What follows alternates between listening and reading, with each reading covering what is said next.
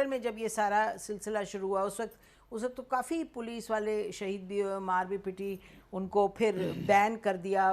اور میرا خیال ہے اگر پرائم منسٹر کی جب کی اسٹیٹمنٹ سنیں تو جیسے آپ بھی کہہ رہے تھے بڑی کیٹیگوریکل تھی کہ کسی صورت نہیں ہوگا.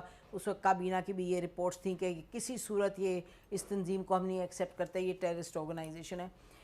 تو پھر ہوا کیا بیچ میں؟ یعنی شیخ رشید صاحب نے یہ کہا جب ٹیررسٹ آرگنائزیشن اناؤنس ہو گئی تو انہوں نے یہ بھی ساتھ کہا کہ ایک ریویو کا پروسیس ہے, وہ جو ہے قانون میں ہے کہ جی جب ٹیررسٹ ہو جائے پھر ریویو کا, پھر تو انہوں نے کہا جی ریویو کا پروسیس ہوگا.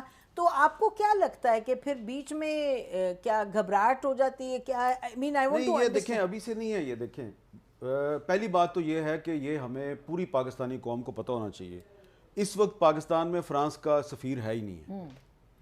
وہ جو تھے ان کا مدت پوری ہوگی, وہ چلے گئے ہیں, ابھی تک دوسرا آیا ہی نہیں ہے. تو یہ جو ایک مطالبہ ہے فرانس کے سفیر کو نکالو, بھائی سفیر تو ہے ہی نہیں ہے, پہلی بات یہ ہے.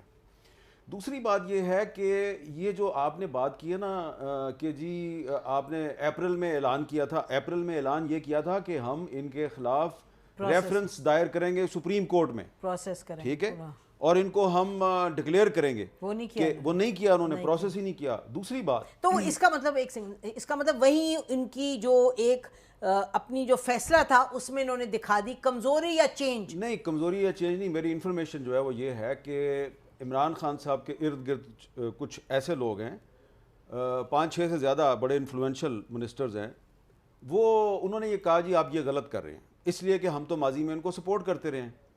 تو اب وہ پرائم منسٹر بھی ہیں, کبھی کبھی پرائم منسٹر بن کے سوچتے ہیں, کبھی کبھی صرف تحریک انصاف کا چیئرمین بن کے سوچتے ہیں.